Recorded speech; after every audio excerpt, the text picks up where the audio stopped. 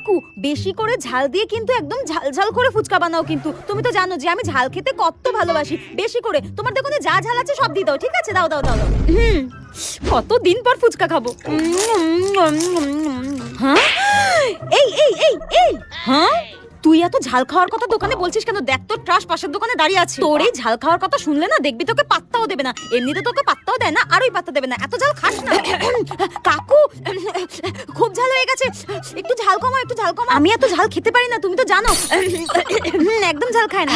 ও মাই god, আমি তো খাই, আমার কি? এই দেখ না চলে গেছে নাকি, দেখ না দেখ না।